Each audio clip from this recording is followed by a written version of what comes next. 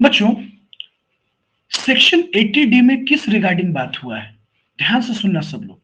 बच्चों, section 80D कहता है कि मेडिक्लेम पॉलिसी ऑफ जीआईसी और सेंट्रल गवर्नमेंट हेल्थ स्कीम।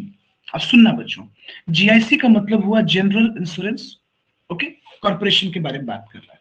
तो कहता है बच्चों कि अगर हम लोग इस तरह का कोई स्कीम लेते हैं, मेडिकल इंश्योरेंस प्रीमियम करवाते हैं, मतलब मेडिकल स्कीम लेते हैं। अच्छा, क्यों ले रहे हैं सर? जाहिर सी बात है बच्चों, मेडिकल के रिगार्डिंग ले रहे हैं। तो देखिए, रूल कहता है कि insurance taken on the health of self, आप खुद के लिए, स्पाउस के लिए, and dependent children, and medical expenditure incurred if anyone is a senior citizen, अगर वो सीनियर सिटीजन है तो जनरली बच्चों कहा जाता है कि जो मेडिकल इंश्योरेंस है उसके रिगार्डिंग आपको 25,000 तक का डिडक्शन दे दिया जाता है, अप टू 25,000। लेकिन बस फर्क इतना है कि जब आप पॉलिसी लीजिएगा, देखिए बच्चों, ये जो आप पॉलिसी लेते हैं, तो जब आप पॉलिसी का पेमेंट करोगे ना, तो ये पेमेंट आप किसके थ्रू करना? कैश के थ्रू मत करना, अदर देन कैश, मतलब आप अकाउंट या चेक के थ्रू पेमेंट करना। अकाउंट पेमेंट कर देना, ऑनलाइन पेमेंट कर देना, लेकिन कैश के थ्रू पेमेंट मत करना। अगर आपने मेडिकल पॉलिसी लिया है, जो कि मेडिकल पॉलिसी जीआईसी चलाती है या सेंट्रल गवर्नमेंट चलाती है। अच्छा, क्यों लिया है? हेल्थ के रिगार्डिंग, अपने लिए, स्पाउस के लिए, डिपेंडेंट चिल्ड्रन के लिए, और मेडिकल एक्सपेंडिचर, सीनियर सिटीजन। तो आपको क्या प्रोवाइड कर दिया जाएगा बच्चे? आपको डिडक्शन दे दिया जाएगा 25,000 तक का। लेकिन बच्चों, if anyone is a senior citizen, अगर बच्चों इसमें सीनियर सिटीजन कोई इंक्लूड है, तो 25,000 और ऐड कर दिया जाता है, और फिर आपको डिडक्शन कितना दे दिया जाएगा बच्चों? 50,000 का। 50,000 का सीनियर सिटीजन है तो।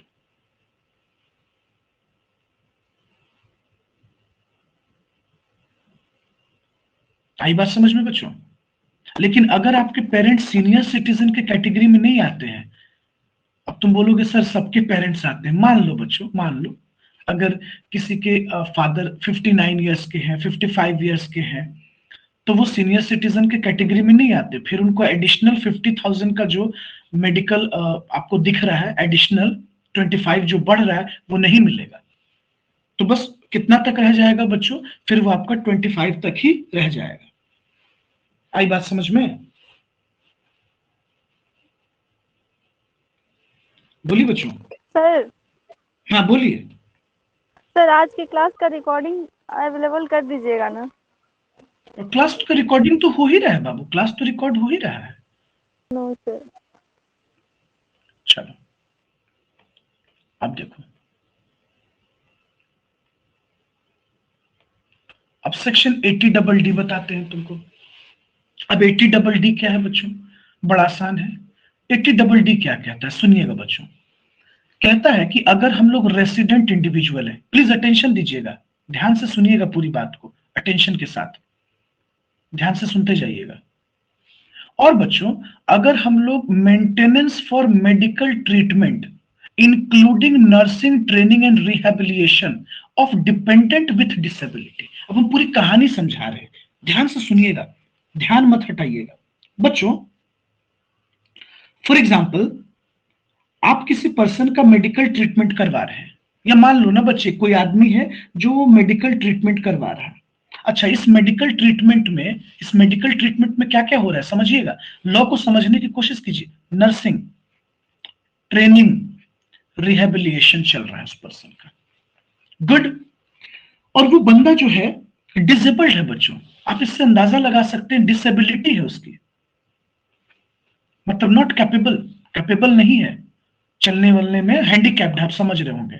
और वो पर्सन डिपेंडेंट है बच्चों, मतलब किसी आउटसाइडर की बात नहीं हो रही है, वैसे इंसान की बात हो रही है जो डिपेंडेंट है। अब डिपेंडेंट में कौन हो सकता है बच्चों? वाइफ के लिए हस्बैंड, हस्बैंड के लिए वाइफ, माँ बाप, अपने बच्चे, भाई बहन, इसको छोड़कर आप पे कौन डिपेंडेंट होगा किसी भी इंसान पे बच्चों?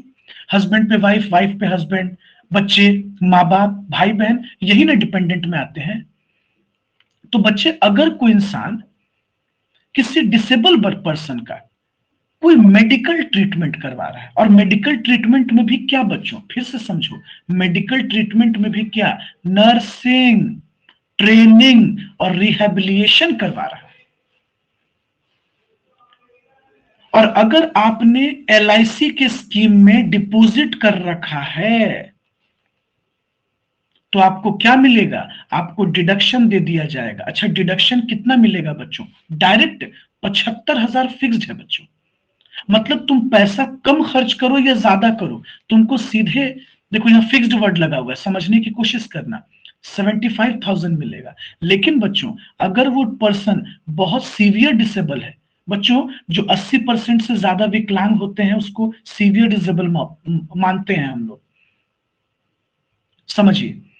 तो जब वो पर्सन सीवियर डिसेबल होगा तो आपको कितना तक का डिडक्शन मिल जाएगा बच्चों, 1,25,000 तक का डिडक्शन दे दिया जाएगा अगर वो पर्सन सीवियर डिसेबल है तो। लेकिन बच्चों वो जो डिसेबल पर्सन है वो डिडक्शन क्लेम नहीं करेगा, तब एक ही खर्च पे दो लोगों को नहीं मिलेगा। मतलब इस बंदे को क्लेम नहीं करना है जो हैंडीकैप्ड है। बोलो, कुछ आइडिया लगा? Yes sir. देखिए, फिर हम लोग बात करते हैं, सुनिएगा बच्चों, 80 डबल डी।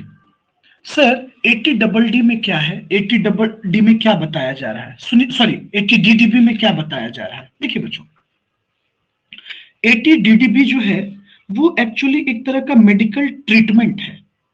अच्छा सर, मेडिकल ट्रीटमेंट किस तरह की है, सुनिएगा बच्चों।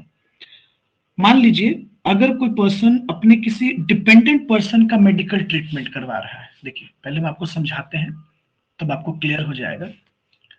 Medical treatment of specified disease. Okay, अब यहां रिमार्केबल पॉइंट है, सब लोग अटेंशन दीजिएगा, अटेंशन दीजिएगा। सर ये स्पेसिफाइड डिजीज क्यों कहा जा रहा है, किस तरह की डिजीज की बात हो रही है? बच्चों एक एग्जांपल लो, जैसे बच्चों मान लो कि उस पर्सन की जो ट्रीटमेंट हो रही है वो यूरोलॉजिस्ट से हो रही है, हेमेटोलॉजिस्ट से हो रही है, इम्यूनोलॉजिस्ट से हो रही है। आप समझ सकते हैं कि पर्सन बहुत ज्यादा बीमार है।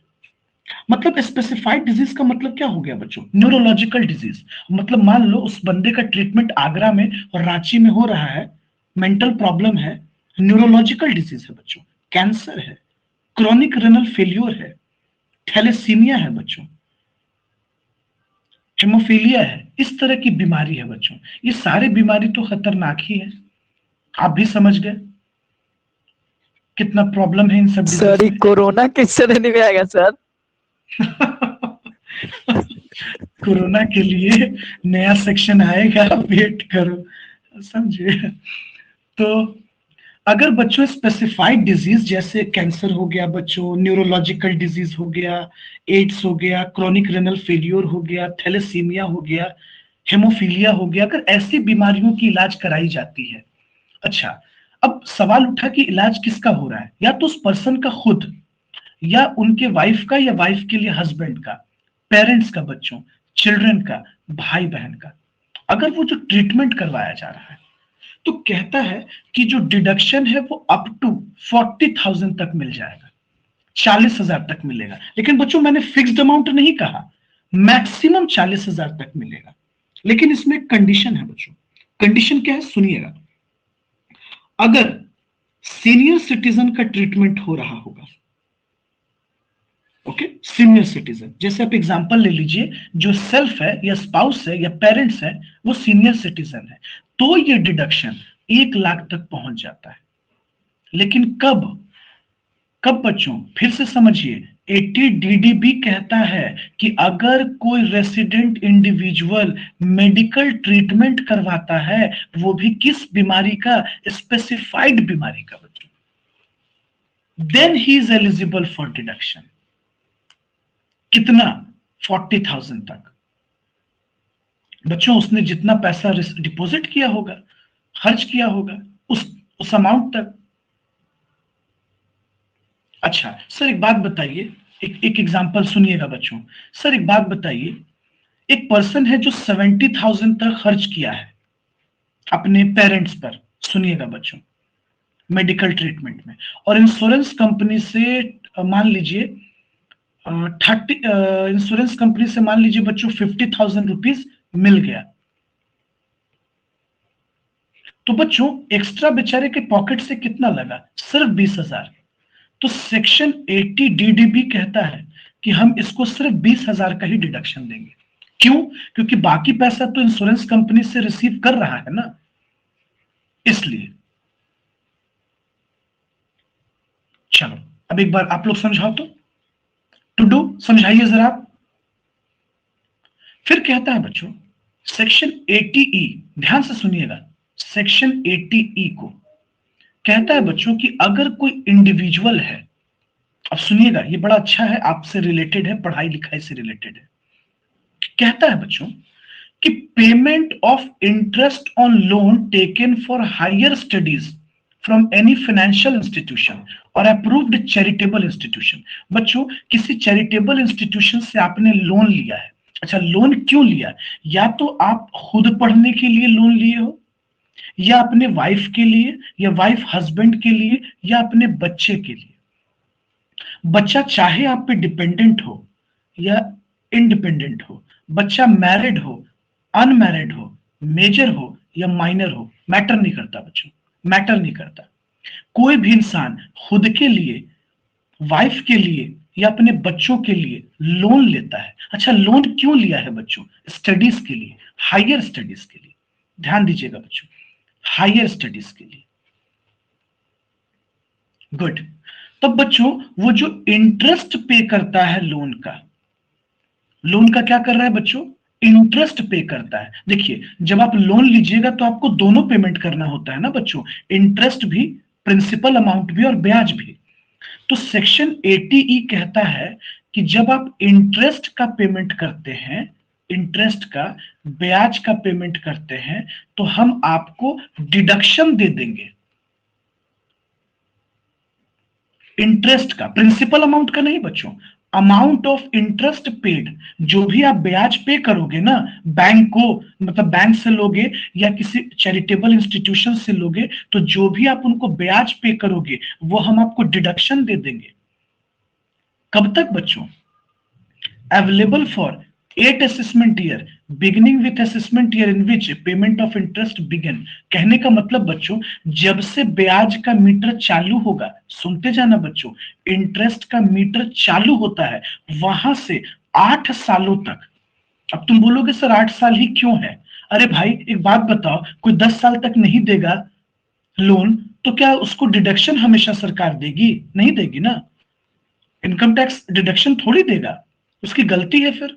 8 साल कम नहीं होता बच्चों, 8 साल तक लोन रिपेमेंट करने के लिए बहुत टाइम होता है। अच्छा सर एक बात बताइए, ये लोन किस हायर स्टडीज का मतलब क्या है बच्चों? कहता है any studies after passing 10th including vocational education. 10th के बाद का किसी भी तरह की शिक्षा लेने के लिए आपने लोन लिया है, उसमें जो वोकेशनल एजुकेशन है बच्चों, जैसे ITI लोग करते हैं ना, ITI जो होता है टेक्निकल चीजें, उस तरह से वो सब भी आ जाती है। बोलिए किसी को कोई प्रॉब्लम है? समझाइए। रोहित इस बार आप समझाइए। सुनो बच्चों, अब देखिए सर ये ATG डोनेशन के रिगार्डिंग है। बिल्कुल बच्चों, सर ये डोनेशन जितना आसान आपको दिख रहा है उतना है नहीं। हम डोनेशन पे आपसे एकदम स्पेसिफिकली अलग बात करेंगे, डोनेशन के रिगार्डिंग, ठीक है? सेपरेटली बात करेंगे, क्योंकि डोनेशन को बाइफरकेट करना है बच्चों, विथ लिमिट और विदाउट लिमिट, वो हम आपको बताएंगे। थोड़ा सा पेशेंस रखिए। अब देखिए बच्चों, ध्यान से सुनिएगा। 80GG से आप लोग पहले अच्छे से समझिएगा। सर 80GG किनको मिलता है? सर ये किसके लिए? बच्चों एक बात बताइए, जब हम लोग जॉब करते हैं हम लोगों को HRA मिलता है। बच्चों जब आप लोग भी फ्यूचर में जॉब कीजिएगा तो आप लोगों को मिलेगा HRA, हाउस रेंट अलाउंस। तो बच्चों गवर्नमेंट इस पर आपको भी तो बेनिफिट दी है ना, एग्जम्पशन का लिमिट तो दी है। याद होगा मैंने आपको पढ़ाया भी था, amount received, HRA received, rent paid minus 10% of salary, 40 या 50% of salary, इस तीनों में जो सबसे छोटा होता था वो हम एग्जेम्प्ट करते थे। शायद याद आ रहा होगा आपको। एक बात बताइए, सैलरीड पर्सन को आप एचआरए में बेनिफिट देते हो, लेकिन वो लोग कहां जाएंगे बच्चों जो सेल्फ एम्प्लॉयड है? आप बताओ ना, वैसा इंडिविजुअल बच्चों जो सेल्फ एम्प्लॉयड है, या यूं कह लो नौकरी तो करता है लेकिन बेचारे को किसी भी तरह का कोई एचआरए नहीं मिलता, कोई एचआरए नहीं मिलता और रेंट पर रहता है ये पर्सन, तो सर इसके लिए भी तो गवर्नमेंट को सोचना होगा। ये भी तो देश का हिस्सा है, ये भी तो नागरिक है, इसके लिए भी तो आपको सोचना होगा। तो देखिए बच्चों, इसके लिए गवर्नमेंट ने एक सेक्शन बना दिया 80GG। 80GG बच्चों ध्यान से सुनते जाइएगा सभी लोग। बच्चों ये जो 80GG है ये एक इंडिविजुअल के लिए है बच्चों, वैसे इंडिविजुअल के लिए जो सेल्फ एम्प्लॉयड के कैटेगरी में आते हैं, या यूं कह लो एम्प्लॉयड तो है भी अगर बेचारे तो इनको एचआरए नहीं मिलता। तो सर इनको डिडक्शन किस सेक्शन में मिलेगा? 80GG में। रूल क्या है सुनिएगा बच्चों, रूल देखिएगा, rent paid minus 10% of adjusted GTI. बच्चों एडजस्टेड जीटीआई से जो फिगर निकलेगा 10% निकालकर वो लिख दो, और 5000 पर मंथ, तो बच्चों एक साल का हो गया 60,000 रुपया। और बच्चों एडजस्टेड जीटीआई का 25%। बच्चों इस तीनों फिगर में जो सबसे छोटा होगा वो आपको दे दिया जाएगा, किस चीज के लिए? डिडक्शन के लिए। किस चीज के लिए दे दिया जाएगा? डिडक्शन के लिए। आई बात समझ में?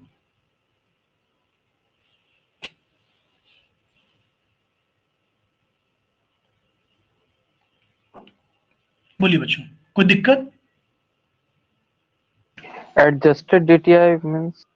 हाँ उस पे भी चल रहा है, तो सर रूल देखिए क्या कहता है, rent paid minus 10% of adjusted GTI, फिर 5000 पर मंथ और 25% ऑफ एडजस्टेड जीटीआई। इस तीनों फिगर में बच्चों जो सबसे छोटा होगा वो आपको मिल जाएगा। अब एडजस्टेड जीटीआई का मतलब देखिए क्या होता है, सुनिए, ग्रॉस टोटल इनकम से आपको लेस कर देना है एलटीसीजी, एसटीसीजी, और बच्चों ऑल डिडक्शन सेक्शन 80C से 80U तक जितना भी डिडक्शन है जो ये आदमी ले रहा है, क्लेम कर रहा है, वो हटा दीजिए 80G को छोड़कर। तो जो फिगर बचेगा ना बच्चों, इसी को हम एडजस्टेड जीटीआई कहते हैं। देखिए आप नहीं समझ पाए होंगे, मेरी बात को फिर से सुनिए। हम इस एसएससी का सबसे पहले क्या निकालेंगे बच्चों? जीटीआई, और ग्रॉस टोटल इनकम से लेस कर देंगे LTCG, STCG, short term capital gain under section 111। और बच्चों कहता है 80C से लेकर 80U तक सब डिडक्शन घटा दो, जी वाला छोड़कर, क्योंकि जी तो क्लेम करना है, सॉरी 80GG छोड़कर। जो बच जाएगा बच्चों यही कहलाएगा एडजस्टेड जीटीआई। तो इसका आप 10% ले लेना और इसका 25% ले लेना। बोलो, आइडिया लगा? सर बोलो ना बच्चे, बोलो, बिल्कुल बोलो। एडजस्टेड जीटीआई को सर हम टोटल इनकम भी कह सकते हैं ना? ना बिल्कुल नहीं, बिल्कुल नहीं। तो ना बच्चे ऐसा एकदम कभी मत बोलना, बिल्कुल नहीं ऐसा बोल सकते हैं। एक बात बताओ, टोटल इनकम में long term capital gain, short term capital gain include होता है, यहां तो तुम घटा दी, बाहर निकाल दिए ना उस पैसे को, तो कैसे वो उसके बराबर हो सकता है? यस सर, समझ में।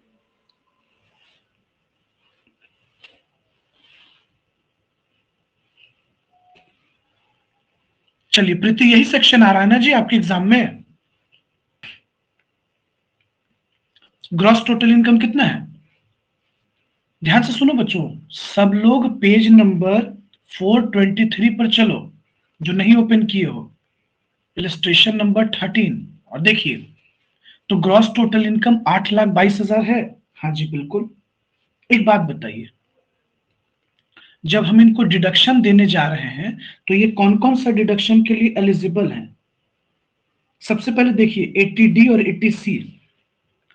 80C में कितना डिडक्शन इनको देना पड़ेगा? 10,000। और 80D में आपको इनको कितना डिडक्शन देना पड़ेगा? 12,000। समझिएगा।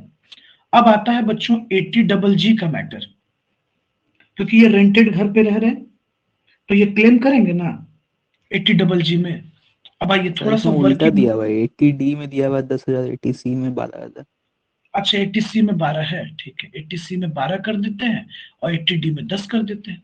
आइए वर्किंग नोट की तरफ चलिए। अब सर 80G का रूल आपने अभी क्या सिखाया? आपने कहा कि जो हम रेंट पे कर रहे होते हैं, देखिएगा, रुकिएगा, इस रूल पर आपको पुट करके शो करते हैं। रेंट पेड, देखिए ये कितना रेंट पे कर रहे हैं? महीने का 10,000 है ना? चेक करो रेंट कितना पे कर रहे हैं, महीने का 10,000, तो साल का कितना हो गया बच्चे? 1,20,000। 1,00,000। अब इनका एडजस्टेड जीटीआई निकालना पड़ेगा, है ना? सुनो, अब इनका एडजस्टेड जीटीआई हम आपको निकाल कर दिखाते हैं। एजीटीआई यानी एडजस्टेड जीटीआई। बच्चों इनका ग्रॉस टोटल इनकम 8,22,000 है। बिल्कुल सर। बच्चों एलटीसीजी और एसटीसीजी है ही नहीं। बिल्कुल नहीं सर।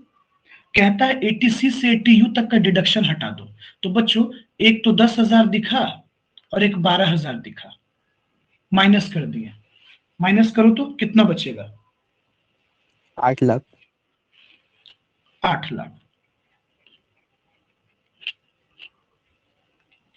आपको कितना चाहिए? इसका 10% 80,000। बच्चों दोनों का डिफरेंस निकाले तो कितना आता है यहाँ? 40,000। जो 5,000 पर मंथ के हिसाब से एक साल का अगर हम निकालें तो 60,000 हो गया। 25% ऑफ एडजस्टेड जीटीआई। बच्चों 8 लाख का 25% निकाल लो। 2 लाख। 2 लाख। 2 लाख। अब आप ही बताओ बच्चों, इस तीनों में सबसे छोटा फिगर कितना दिख रहा है आपको? 40,000। गुड। तो कितना डिडक्शन दे दिया जाए? 40,000। दे दिया जाए? जी सर। गुड। अब बताओ कैसे आपको भारी लग रहा है?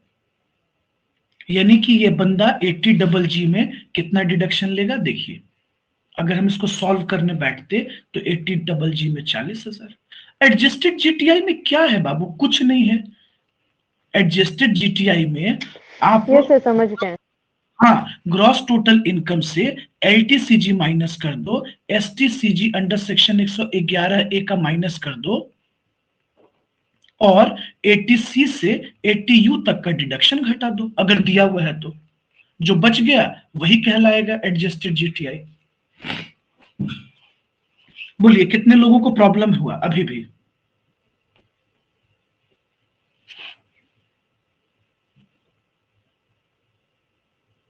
क्लियर है सर। क्लियर है? अब देखिए, अब आप सोच रहे होंगे बच्चों प्लीज किसी को प्रॉब्लम है तो बताइए।